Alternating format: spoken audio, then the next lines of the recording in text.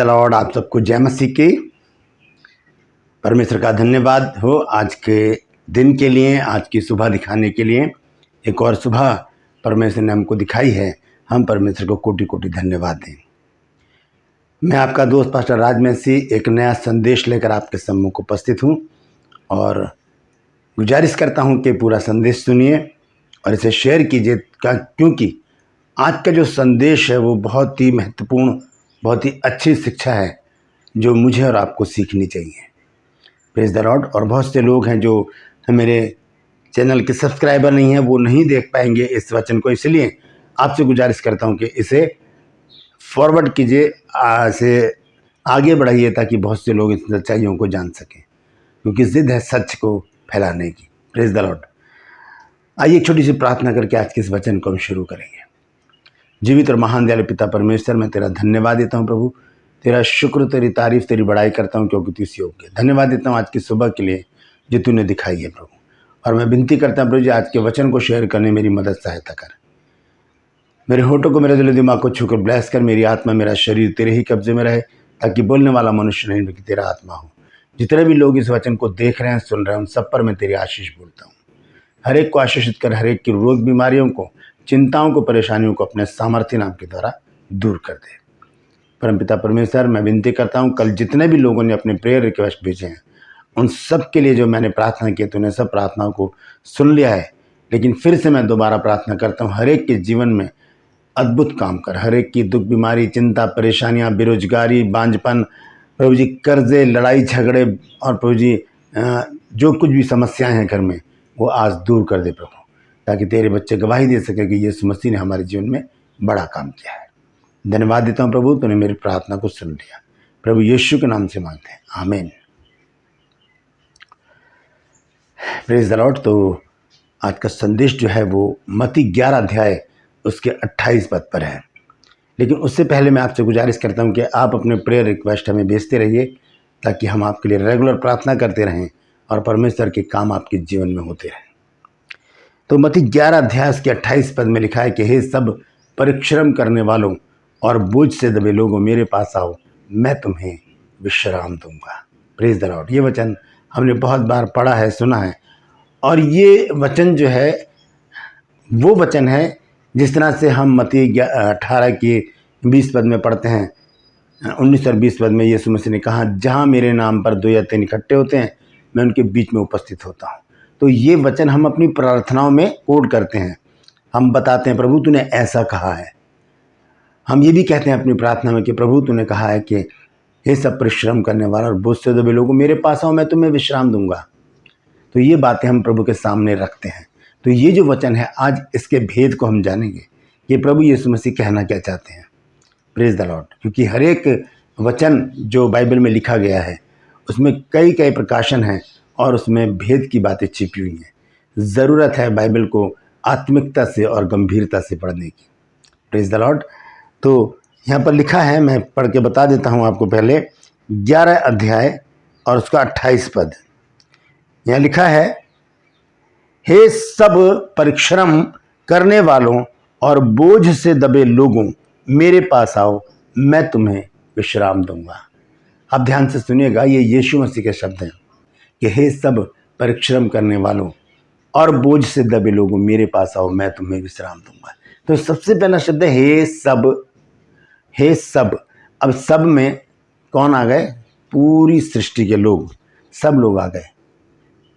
लेकिन आगे जो लिखा है परिश्रम करने वालों, ये बहुत महत्वपूर्ण है। तो सबसे पहली बात तो यह है कि वचन में लिखा है मत्ती 22 की 14 आयत में कि बुलाए हुए तो बहुत हैं लेकिन चुने हुए थोड़े हैं। तो ये बुलाहट का वचन है। यीशु मसीह कहते हैं कि हे सब परिश्रम करने वालों। ये नहीं लिखा कि हे इजरायलियों, हे यहूदियों, हे याजकों, हे स्त्रियों, पुरुषों, बच्चों, ऐसा कुछ नहीं लिखा। किसी भी विशेष के विषय में यहाँ पर कुछ भी नहीं लिखा है। यहाँ लिखा है हे सब, और सब में मैं भी हूँ, आप भी हो, हर एक कोई है। Praise the Lord. तो यहाँ लिखा है कि हे सब परिश्रम करने वालों, पहली बात, और बोझ से दबे लोगों। बोझ से दबे लोगों, ये बोझ क्या है? ये मैं आपको आज बताऊंगा। हे सब परिश्रम करने वालों और बोझ से दबे लोगों, मेरे पास आओ, मैं तुम्हें विश्राम दूंगा। यीशु मसीह ऐसे खड़े हैं अपने हाथों को फैलाकर, और वो कहते हैं कि मेरे पास आओ, मैं तुम्हें विश्राम दूंगा। Praise the Lord. तो दो शब्दों का यीशु मसीह ने यहाँ पर प्रयोग किया है, एक है परिश्रम और एक है विश्राम। और तीसरा शब्द जो है वो अलग है, उसको हम देखेंगे आखिर में जाकर, और वो शब्द है बोझ। परिश्रम, विश्राम और बोझ, ये तीन शब्द यीशु मसीह ने यहाँ पर यूज़ किए हैं, तो इनको समझने की ज़रूरत है। तो सबसे पहले हम देखेंगे विश्राम के बारे में। विश्राम और आराम दो प्रकार के शब्द हैं ये, आराम और विश्राम। तो आराम किसे कहते हैं? आराम कहते हैं कि हम कोई मेहनत कर रहे हैं, कोई मेहनत का काम कर रहे हैं, और करते करते थोड़ी देर के लिए सुस्ता लेना, थोड़ी देर के लिए बैठ जाना, जिसे कहते हैं आराम कर लेना। फुर्सत में थोड़ी सी फुर्सत लेकर अपने काम से थोड़ा सा रेस्ट लेकर, ब्रेक जिसे कहा जाता है, थोड़ा सा ब्रेक लेकर बैठ गए, थोड़ा सुस्ता लिए, चाय पानी पी लिया, थोड़ा सा घूम लिए और फिर अपने काम में लग गए, इसे कहते हैं आराम। लेकिन एक शब्द जो यीशु मसीह ने यूज़ किया है वो है विश्राम। विश्राम का अर्थ है सारा काम खत्म करो और फिर जाकर आराम से विश्राम करो। विश्राम का अर्थ ये है। आइए देखेंगे उत्पत्ति की पुस्तक में 2 अध्याय और उसका 1 और 2 पद। यहाँ पर इस प्रकार से लिखा है, यूं आकाश और पृथ्वी और उनकी सारी सेना का बनाना समाप्त हो गया। यहाँ पर सारी सृष्टि की रचना जो परमेश्वर ने की है उसका जिक्र किया जा रहा है। लिखा है, यूं आकाश और पृथ्वी और उनकी सारी सेना का बनाना समाप्त हो गया, और परमेश्वर ने अपना काम जिसे वह करता था 7वें दिन समाप्त किया, और उसने अपने किए हुए सारे काम से 7वें दिन विश्राम किया। यह है विश्राम। इसे कहते हैं अपना सारा काम खत्म करके विश्राम को प्राप्त करना। खत्म कर दिया काम, अब चैन से कुछ भी करो, आराम करो, तो इसे कहते हैं विश्राम। तो यीशु मसीह क्या कहते हैं कि हे सब परिश्रम करने वालों और बोझ से दबे लोगों, मेरे पास आओ, मैं तुम्हें विश्राम दूंगा। आराम नहीं दूंगा, आराम नहीं दूंगा, विश्राम दूंगा।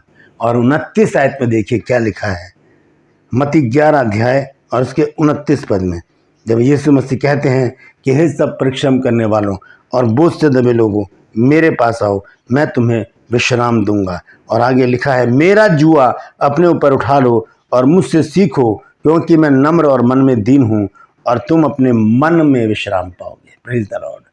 हमारा शरीर भी विश्राम पाएगा, हमारी आत्मा भी विश्राम पाएगी, और हमारा मन हमें वो विश्राम पाएगा। लिखा है कि तुम अपने मन में विश्राम पाओगे। Praise the Lord. तो हमने देखा कि विश्राम क्या है, आराम नहीं है, विश्राम देना चाहते हैं प्रभु हमको, इसीलिए वो हमें बुला रहे हैं कि मेरे पास आओ, मैं तुम्हें विश्राम दूंगा। अब 2 बातें यीशु मसीह यहाँ पर कह रहे हैं, परिश्रम और बोझ। ये परिश्रम क्या है, मेहनत क्या है, मशक्कत जिसे कहते हैं, ये है कि ये नहीं कि हमने फावड़ा तसला उठाया, कुल्हाड़ी उठाई और हम मजदूरी करने चले गए, वो परिश्रम नहीं है। यहाँ पर प्रभु यीशु मसीह उस परिश्रम की बात नहीं कर रहे। हम परिश्रम कर रहे हैं प्रतिदिन अपने सारी समस्याओं से लड़कर। हम बीमारियों से लड़ते हैं, हम कर्जों से, घर की समस्याओं से लड़ते हैं, हम बेरोजगारी से लड़ते हैं, हम घर में संतान नहीं होती, बांझपन से हम लड़ते हैं, घर के लड़ाई झगड़ों से हम मन में लड़ते हैं। उस मन को विश्राम देना चाहता है प्रभु। हमारे मन में क्या चल रहा होता है, प्रभु उस चिंता से हमें विश्राम देना चाहता है। वो परिश्रम सुबह उठते ही जो हम शुरू कर देते हैं, उस परिश्रम से प्रभु यीशु मसीह मुझे और आपको विश्राम देना चाहते हैं। वो कहते हैं कि मेरा जुआ अपने ऊपर उठा लो और मुझसे सीखो, क्योंकि मैं मन में नम्र और दीन हूँ, और तुम अपने मन में विश्राम पाओगे। ये मन हमारा जो है ये हमें बहुत बेचैन रखता है कि कैसे करेंगे हम, घर में शादी है, कैसे पैसे का बंदोबस्त होगा, और मकान बनाना है, कैसे करेंगे हम। बहुत सारी समस्याओं को हम लेकर अपने इस मन में बैठे रहते हैं। इसमें विश्राम नहीं है, हमारे मन में विश्राम नहीं है। लेकिन जब ये वचन हमें मिलता है कि हे सब परिश्रम करने वालों और बोझ से दबे लोगों मेरे पास आओ, मैं तुम्हें विश्राम दूंगा, इस बुलाहट को हमें समझना होगा कि यीशु मसीह इन समस्याओं से, इन चिंताओं से, इन परेशानियों से, इन उलझनों से, इन क्लेशों से, इन संकटों से हमें मुक्त करना चाहता है। वो चाहता है कि मेरे पास आओ। Praise the Lord. तो ये चिंताएं, परेशानियां, दुख, संकट, क्लेश, ये हमारे लिए क्या हैं? ये हमारे लिए परिश्रम का एक सबब है। हम इनके साथ लड़कर सुबह ही अपना परिश्रम शुरू कर देते हैं और प्रभु ये देखते हैं और दुखी होते हैं। वो कहते हैं मेरे पास आओ, मैं इन सारी समस्याओं को दूर कर दूंगा। और जब ये वचन हमारे पास पहुंचता है तब हमें सांत्वना मिलती है। हम देखते हैं भजन संहिता 94 और उसका 19, भजन संहिता 94 अध्याय और उसका 19 पद। यहाँ लिखा है, जब मेरे मन में बहुत सी चिंताएं होती हैं तब हे यहोवा तेरी दी हुई शांति से मुझे सुख होता है। जब मेरे इस मन में बहुत सी चिंताएं जिनसे हम परिश्रम कर रहे हैं सुबह उठते ही वो होती हैं, तो लिखा है हे यहोवा तेरे दिए हुए सुख से, शांति से मुझको सुख होता है। ये शांति देने वाला शब्द है कि हे सब परिश्रम करने वालों, बोझ से दबे लोगों मेरे पास आओ, मैं तुम्हें विश्राम दूंगा। हमारा कोई रिश्तेदार हो, हमारा पड़ोसी हो, हमारा कुटुंबी हो, हमारा जानकार हो, दोस्त हो, कोई भी हो, ऐसी परिस्थिति में जब हम परिश्रम में होते हैं, संकट में होते हैं, क्लेश में होते हैं, परेशानियों में होते हैं, चिंताओं में डूबे होते हैं, कोई ऐसी सांत्वना हमको नहीं देगा जो प्रभु यीशु मत्ती 11 अध्याय के 28 और 29 पद में हमको देते हैं कि मेरे पास आओ, मैं तुम्हें विश्राम दूंगा। Praise the Lord. हम कहते तो हैं हाँ प्रभु हम तेरे पास आते हैं, लेकिन हम उसके पास आते ही नहीं हैं। हमें उसके पास आने की ज़रूरत है। Praise the Lord. एक छोटा सा किस्सा मैं आपको सुनाना चाहता हूँ। एक बिशप साहब थे, वो बीमार पड़ गए, बहुत सख्त बीमार पड़ गए और वो हॉस्पिटल में थे।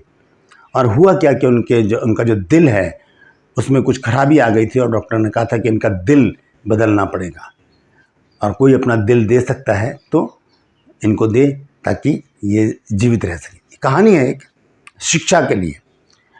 तो ये सारी बात, डॉक्टर की बात कलीसिया में पहुंचाई जाती है, लोगों में पहुंचाई जाती है, जो लोग बिशप साहब को प्रेम करते हैं, बहुत प्रेम करते हैं, क्योंकि वो हैं ही ऐसी, उनका जो व्यक्तित्व है वो ऐसे ही है कि लोग उनके दीवाने हो जाते हैं। तो बहुत सारी भीड़ आ जाती है हॉस्पिटल के पार्क में और वहाँ पर खड़े हो जाते हैं लोग और कहते हैं take my heart, take my heart, यानी कि मेरा दिल ले लो, मेरा दिल ले लो और बिशप साहब को बचा दो। बहुत सारी भीड़, सब यही कह रहे हैं। और क्या होता है कि बिशप साहब को बुलाया जाता है किसी तरह चलकर, वो जब वो बालकनी में आकर खड़े होते हैं तो बहुत सारी भीड़ को देखकर उनकी आंखों में आंसू आ जाते हैं, वो रोने लगते हैं और इतने भावुक हो जाते हैं कि वो उनकी आंखों से झरझर करके आंसू बहने लगते हैं कि लोग मुझे इतना प्यार करते हैं, इतना प्यार करते हैं लोग, सब कह रहे हैं कि मेरा दिल ले लो, मेरा दिल ले लो। तो बिशप साहब ने कहा कि वहाँ पर बालकनी पर एक कबूतर का पंख रखा था और उन्होंने उस पंख को उड़ाकर ऐसे फेंका और कहा कि ये जिसके भी सर पर जाकर टिक जाएगा वही अपना दिल मुझे दे दे। और पंख उड़ते उड़ते उड़ते उड़ते उड़ते उड़ते जब एक व्यक्ति के सर के पास आया तो उसने ऐसे फूंक से उसको उड़ा दिया, दूसरे के पास आया तो उसने भी फूंक से उड़ा दिया, तीसरे के पास, चौथे के पास, मतलब जितनों के पास जा रहा है वो उसको फूंक से क्या कर रहे हैं, उड़ा दे रहे हैं। कोई भी अपने ऊपर उस पंख को टिकने नहीं दे रहा। हम कहते तो हैं कि प्रभु तूने कहा है कि हे सब परिश्रम करने वालों और बोझ से दबे लोगों मेरे पास आओ, मैं तुम्हें विश्राम दूंगा, लेकिन हम आते नहीं हैं उसके पास। जिस दिन हम यीशु मसीह के पास आ जाएंगे वो सारा बोझ उठाकर अलग कर देगा, सारा बोझ। हमारी प्रवृत्ति क्या है वो मैं बताता हूँ आपको। एक छोटा सा किस्सा हो रहा है। एक लाला जी तांगे में जा रहे थे, बहुत गर्मी पड़ रही थी, बहुत भीषण गर्मी पड़ रही थी और वो तांगे में जा रहे थे, पीछे बैठे थे और इतने में देखा उन्होंने सड़क पर एक व्यक्ति जा रहा है जिसके सर के ऊपर लकड़ी का गट्ठर लगा हुआ है, रखा हुआ है और वो पसीने से तर हो रहा है और पैदल जा रहा हूँ। तो लाला जी ने अपने तांगा चलाने वाले को कहा, रुक जा भाई, उसको भी बुला ले, खाली है, बैठ जाएगा, इधर इसी साइड जा रहा है, हम इसे छोड़ देंगे आगे। तो उसने उसको बुलाया और कहा, भाई इस साइड जा रहे हो, आ जाओ, बैठ जाओ और हमारे साथ ही चल देना, हमें तुम्हें छोड़ देंगे। तो उसने कहा ठीक है। उसने क्या किया, तांगे में बैठ तो गया, लेकिन उसने किया क्या कि वो जो गट्ठर जो था वो अपने सर पर रखे रहा और तांगे में बैठ गया। वो गट्ठर नहीं उतारा, लेकिन टांगे में बैठ गया। जबकि करना क्या चाहिए था, गट्ठर को उठाकर पैरों में रखता और आराम से बैठकर वो अपने गंतव्य तक जाता, लेकिन उसने ऐसा नहीं किया। उसने उसको अपने सर पर ही रखे रखा। इसी तरह से हम भी करते हैं कि हम कहते तो हैं, प्रभु तू हमारी चिंता कर, तू हमारी बीमारी को दूर कर, हमारे परिश्रम को देख, हमारी समस्याओं को दूर कर, लेकिन खुद उनसे लड़ने की कोशिश करते हैं कि किसी तरह से ये समस्या दूर हो जाए। फिर क्या करते हैं, हम परमेश्वर को छोड़कर मनुष्यों की ओर देखते हैं कि ये मनुष्य मेरी मदद कर देगा, मेरा भाई मेरी मदद कर देगा, मेरे चाचा ताऊ मेरी मदद कर देंगे, मेरी बुआ मेरी मदद कर देगी, मेरे रिश्तेदार मेरी मदद कर देंगे, मेरा दोस्त जरूर मेरी मदद कर देगा। जब यहाँ पर भी बात नहीं बनती तो फिर हम थोड़ा और स्टेप आगे बढ़ाते हैं। हम ऊंचे ओहदे वालों को ढूंढते हैं कि कोई जज, कोई मंत्री, कोई नेता, कोई पुलिस वाला, कोई ऐसे पद पर खड़ा हुआ जो मदद कर सकता है, हम उसकी ओर देखते हैं, हम उसकी ओर देखते हैं।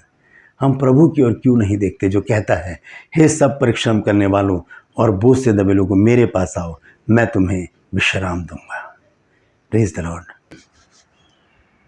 जैसे ही हम प्रभु की ओर देखना शुरू करेंगे, उसकी ओर ताकना शुरू करेंगे, उसके इस वचन पर विश्वास करेंगे कि उसने बुलाया है तो अपनी चिंता उस पर डाल दें। पहला पत्रस 5 अध्याय उसका 7 पद, वहां पर लिखा है कि अपनी सारी चिंता उसी पर डाल दो क्योंकि उसे तुम्हारा ध्यान है। एक बाप जैसे अपने बच्चों का, अपने संतान का, अपने परिवार का ध्यान रखता है, वही बात यहाँ लिखी है कि अपनी सारी चिंता जितनी भी उस पर डाल दो क्योंकि उसे तुम्हारा ध्यान है। और इस वचन को प्रभु यीशु मसीह ने किस तरह से कहा है, आइए देखेंगे। फिर उसके बाद मैं बोझ के बारे में बताऊंगा आपको जल्दी से। पहले हम देखेंगे मत्ती 6 अध्याय और उसके 27 पद से मैं पढ़ूंगा। इस प्रकार से लिखा है, तुम में कौन है जो चिंता करके अपनी अवस्था में एक घड़ी भी बढ़ा सकता है। हम चिंता करके अपनी उम्र को नहीं बढ़ा सकते, अपने कामों को बना नहीं सकते, समस्याओं को दूर नहीं कर सकते चिंता करके। और लिखा है, और वस्त्र के लिए क्यों चिंता करते हो, जंगली शोषणों पर ध्यान करो कि वे कैसे बढ़ते हैं, वे ना तो परिश्रम करते और ना काटते हैं। ये तो परिश्रम भी नहीं करते, परिश्रम तो हम कर रहे हैं मनुष्य, और फिर भी परमेश्वर उनको ऐसा वस्त्र पहनाता है। लिखा है, तो भी मैं तुमसे कहता हूं कि सुलेमान भी अपने सारे वैभव में उनमें से किसी के समान वस्त्र पहने हुए ना था। तो करना क्या है, हमें अपनी चिंता को प्रभु के ऊपर डाल देना है क्योंकि उससे हमारा ध्यान, देखिए जोर देकर कहा गया है कि अपनी सारी चिंता उसी पर डाल दो। ये नहीं लिखा कि उस पर डाल दो, नहीं, उसी पर डाल दो क्योंकि उसे तुम्हारा ध्यान है। Praise the Lord. हम देखते हैं कि यीशु मसीह ने कहा मत्ती 11:28 में कि हे सब परिश्रम करने वालों और बोझ से दबे लोगों, मेरे पास आओ, मैं तुम्हें विश्राम दूंगा। अब बोझ क्या है, बोझ भी वही समस्याएं हैं। वो सुबह उठते ही, हम किराए पर रहते हैं तो सबसे पहले किराए के कर्जे का बोझ हम पर चढ़ता है और हमारी जो रोजमर्रा की समस्याएं हैं वो आकर हमें घेर लेती हैं। ये बोझ लेकर हम चलते हैं। एक बहुत अच्छी कव्वाली है, उसका एक टुकड़ा मैं आपको सुनाता हूँ। आप क्यों हैं परेशान जहां में, आइए करता हूँ ये बयां मैं, कि अपनी फिक्रें यानी कि चिंताएं, अपनी फिक्रें मसीहा को दे दो, प्यार से वो बुलाने लगे हैं, प्यार से वो बुलाने लगे हैं। प्यार से बुला रहे हैं, कैसे, ये सब परिश्रम करने वालों और बोझ से दबे लोगों, मेरे पास आओ, मैं तुम्हें विश्राम दूंगा। तो हम प्रभु यीशु मसीह की आवाज़ को सुने, वो क्या कह रहा है, वो बुला रहा है हमको। हमारी चिंताओं का बोझ, हमारी समस्याओं का बोझ, हमारी बीमारियों का बोझ उठाने के लिए वो तैयार है। यशायाह 53 में हम पढ़ते हैं उसके 6 पद में कि हम तो सब के सब भेड़ों की नहीं भटक गए थे, हम सब ने अपना अपना मार्ग लिया और परमेश्वर ने हम सब के अधर्म का बोझ उसी पर लाद दिया और उस अधर्म के बोझ को लिए लिए प्रभु यीशु मसीह क्रूस पर चढ़ गए। Praise the Lord. फिर आज एक बार फिर जब भी हम वचन को पढ़ते हैं, बाइबल को पढ़ते हैं, और जब 11:28 मत्ती 11:28 हमारे सामने आती है, तब ये प्रभु यीशु मसीह का वायदा हमें फिर याद आता है कि हे सब परिश्रम करने वालों और बोझ से दबे लोगों, मेरे पास आओ, मैं तुम्हें विश्राम दूंगा। अगर हम आज परिश्रम कर रहे हैं, अगर हम आज बोझ से दबे हैं, तो इस वचन को याद कीजिए। उसने हमें विश्राम देने का वायदा किया है, आराम नहीं, विश्राम देने का वायदा किया है। उसके वायदे पे एतबार करें, उसके पास आ जाएं, घुटने के बल बैठ जाएं, अपनी आंखों से आंसुओं को गिराना शुरू करें, अपने हाथों को ऊपर उठाएं और प्रभु से कहें, प्रभु मैं अपना बोझ आज तुझ पर डाल देता हूँ, प्रभु मैं आज अपना बोझ तुझ पर डाल देती हूँ। हालेलुया। बोझ कोई सा भी हो, बीमारी का हो, कर्जे का हो, बांझपन का हो, बहुत सारी समस्याएं हैं लोगों के जीवन में, कोई सा भी बोझ हो वो प्रभु पर डाल दें और विश्राम पाए। Praise the Lord. परमेश्वर इन वचनों के द्वारा हम सबको आशीष दे। यदि आज आपने कुछ नया सीखा है तो कमेंट सेक्शन में आकर मुझसे ज़रूर बातचीत कीजिए, मुझे बताइए कि आपको मेरा प्रयास कैसा लग रहा है। यदि अभी तक आपने मेरे इस चैनल को सब्सक्राइब नहीं किया है तो मेरी इस मुहिम में शामिल हो जाइए। मेरे इस चैनल को सब्सक्राइब करके, जो मुहिम है मेरी, ये जिद है सच को फैलाने की, कमेंट सेक्शन में लिख दीजिए। अगर आप मेरे साथ मिलकर सच्चाई को पूरे विश्व में फैलाना चाहते हैं, लिख दीजिए नीचे के जिद है सच को फैलाने की। Praise the Lord. अब मेरे इस चैनल को अभी सब्सक्राइब कीजिए, बेल आइकन को दबाइए ताकि नोटिफिकेशन आपके पास पहुंचे और नया वीडियो बिना व्यवधान के आपके पास पहुंच जाए। मेरे वीडियोस को लाइक कीजिए, शेयर कीजिए और कमेंट सेक्शन में आकर ज़रूर मुझे बताइए कि आपको मेरा प्रयास कैसा लग रहा है। लाइक ज़रूर कीजिएगा, क्योंकि जब लाइक करेंगे तो ये वीडियो बहुत सारे लोगों के पास पहुंचेगा। आज के लिए बस इतना ही, फिर मिलूंगा एक नए संदेश के साथ, एक नया वीडियो लेकर। तब तक के लिए मुझे इजाज़त दीजिए, लेकिन अपना ख्याल रखिए। Praise the Lord.